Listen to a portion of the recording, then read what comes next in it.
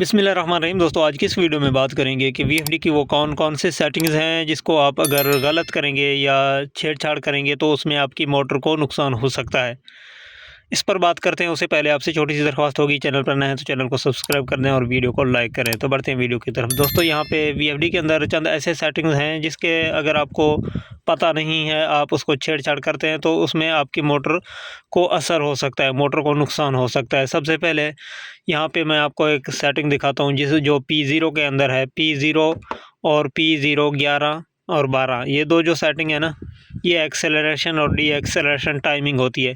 P0 11 की जो setting है ये मोटर की एक्सेलरेशन टाइम है, यानी कि यहाँ पे जो आप देख रहे हैं 20 सेकंड सेट है, तो इसमें ये है कि अब मोटर हमारी जो है फुल स्पीड पकड़ने में, फुल वोल्टेज पकड़ने में जो है ना 20 सेकंड ले लेगा।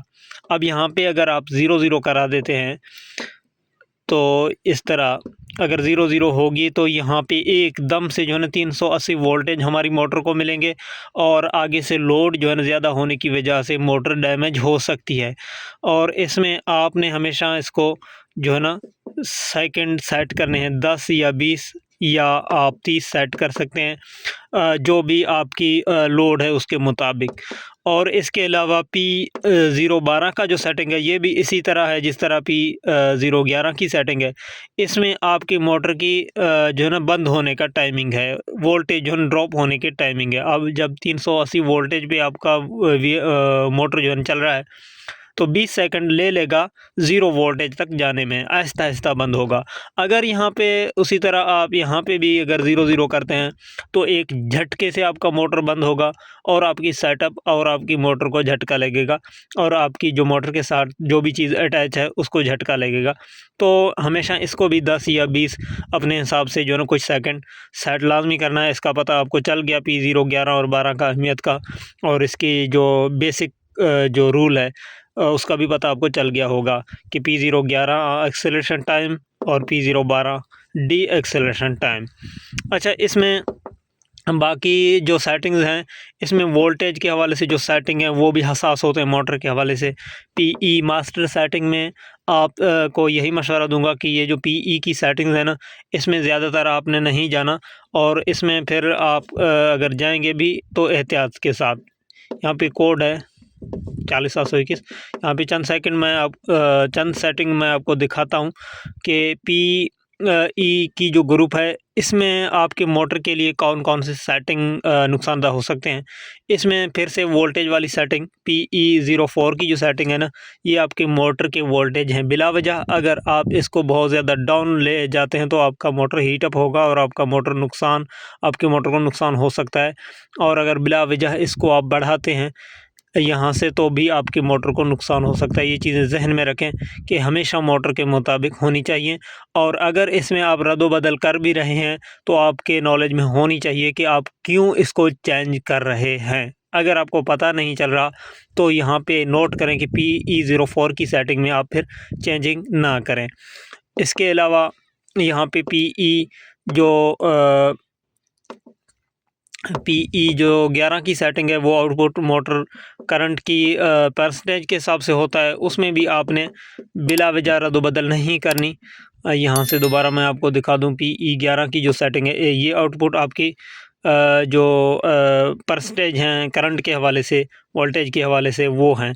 तो यहाँ पे भी आपने जो है ना अनजाने में कुछ भी नहीं करनी, यानी कि अगर आपको पता नहीं चल रहा तो इसको चेंज करने की कोशिश ना करें PE 11 को। अगर आप को समझ में आ रहा है और आप कुछ करना चाह रहे हैं PE 11 के साथ, तो फिर आप जो है ना ऐसा से जो है ना अप डाउन कर सकते हैं।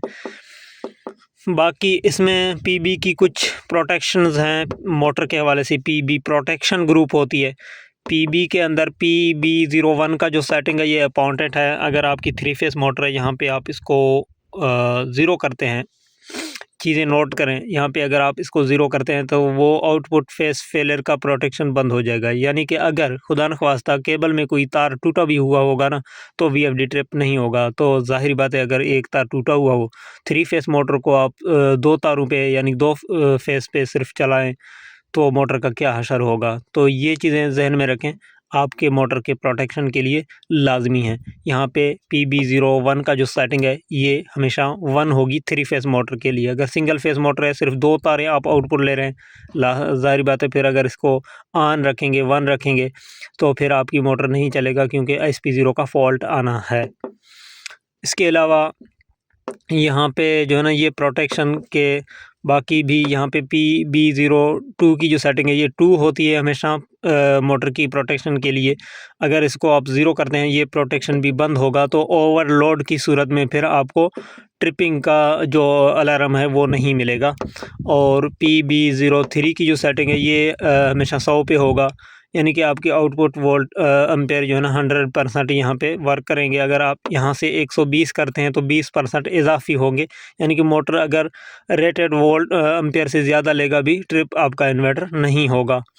और यहाँ से जो PB04 की जो सेटिंग है ये हमेशा आपने वोल्टेज के मुताबिक एडजस्ट करनी है। आप सबको पता है कि PB04 का क्या रोल होती है, तो यहाँ पे आपने कोशिश करके एडजस्ट कर देना है, नहीं तो अप डाउन ज़्यादा होगा। मोटर आपका फ्रीक्वेंसी जंप करेंगे, ऊपर जाएंगे नीचे आएंगे, ऊपर जाएंगे नीचे आएंगे, तो इस सूरत में भी मोटर को कुछ जो है ना नुकसान हो सकता है। इसके अलावा बाकी जो सेटिंग है ना इसमें PB08 की जो सेटिंग है ये 160% आपने रखना है। अगर इसको कम ज़्यादा करेंगे तो भी परसेंटेज के हिसाब से आपकी मोटर की सेफ्टी के लिए कुछ इश्यूज़ बन सकते हैं। यानी यहाँ पे अगर आप कम ज़्यादा करेंगे तो ज़ाहिर बात है अगर यहाँ से 200 तक ले जाएंगे तो आपकी मोटर की जो ओवर वोल्टिंग वाली जो सिस्टम है वो थोड़ा डिस्टर्ब होगा। तो ये भी जो डिफ़ॉल्ट सेटिंग है कंपनी की तरफ से 160, तो आपने 160 कोशिश करके रखनी है। अब अगर ये जो सेटिंग्स मैंने आपको, और इसके अलावा एक चीज़ और भी है P2 जो मोटर रेटेड किलोवाट वगैरह यहाँ पे सेट होते हैं। यहाँ पे भी मोटर के हिसाब से आपने चीज़ें रखनी हैं। यहाँ पे P201 की जो सेटिंग है ये मोटर रेटेड किलोवाट होते हैं, तो यहाँ पे मोटर के किलोवाट आपने सेट करके रखने हैं। इसके अलावा P202 जो है मोटर रेटेड हार्ज होते हैं, यहाँ पे देखें HZ, और ये भी अपने मोटर के मुताबिक रखने हैं। और P203 ये मोटर रेटेड RPM होती हैं, ये अपने मोटर के हिसाब से रखने हैं, अदरवाइज़ आपकी मोटर को प्रॉब्लम्स आ सकती हैं। P204 की जो सेटिंग है मोटर रेटेड वोल्टेज हैं, ये भी आपने मोटर के हिसाब से रखने हैं, अदरवाइज़ आपकी मोटर में प्रॉब्लम्स आ सकती हैं। और P205 का जो सेटिंग है मोटर रेटेड एम्पेयर हैं, ये भी आपने मोटर के हिसाब से रखने हैं, अदरवाइज़ आपकी मोटर में प्रॉब्लम्स आ सकती हैं। और इसके अलावा P206 का जो सेटिंग है ना ये आपने छेड़छाड़ इसमें बिल्कुल भी नहीं करनी। करेक्शन के लिए यहाँ पे मैं आपको चंद चीज़ें दिखाता हूँ। 15 से 18 किलोवाट का अगर नीचे का VFD होगा उसके लिए ये जो लिमिटेशन मैं यहाँ पे आपको दिखा रहा हूँ ये जो है ना ठीक होंगे। यानी कि P206 की जो सेटिंग है 00.611, और इसके अलावा P207 का जो सेटिंग है 00585, और इसके अलावा P208 की जो सेटिंग है 0110 यानी 0110.0, और 9 का जो सेटिंग है ये 105.9, और इसके अलावा P210 का जो सेटिंग है 0006.3। और ये सेटिंग जो है ना आपने इस तरह करेक्शन आपने करनी है, क्योंकि यहाँ पे इन चीज़ों का अगर आपको इल्म नहीं है तो इस तरीके से 5 के बाद जो चीज़ें हैं ना यहाँ पे मैंने एक एक करके आपको दिखाए हैं। इन चीज़ों के बारे में यहाँ पर हमने इसकी मैनुअल यूज़र बुक में भी पढ़ा है। चंद चीज़ें थीं इसमें हमारी जहन में आ गई, अभी जहन से निकल गई हैं, और ये ज़्यादा ज़रूरी हमने नहीं समझे तो इस पर हमने ज़्यादा तवज्जो नहीं दी है। तो लिहाजा इन चीज़ों में आपने भी नहीं पढ़ना। और अगर किसी ने ख़राब कर दिए तो यहाँ पे मैंने पहले भी अर्ज़ की कि यहाँ से जो हमने दिखाए थे आपको उसके लिमिटेशन आपने उसके हिसाब से रखने हैं। ये 15/18 से लेकर नीचे के वाली इन्वर्टर के लिए एक ही होते हैं, लेकिन इससे अगर ऊपर की इन्वर्टर होगी तकरीबन राउंड अबाउट 18-22 या 22-30 इतने होंगे, लेकिन इससे ज़्यादा या बड़ी इन्वर्टर होगी उसके चेंज होंगे तो उसका हमें इन्फॉर्मेशन नहीं है। बाकी उम्मीद करता हूँ ये वीडियो आपके लिए इन्फॉर्मेटिव रही होगी और चंद चीज़ें आपको जो है ना सीखने को मिली होंगी। अगर वीडियो अच्छी लगे लाइक कमेंट शेयर और कमेंट में अपने राय का इज़हार ज़रूर करें। अपना बहुत सारा ख्याल रखें। इजाज़त दें। अल्लाह हाफिज़।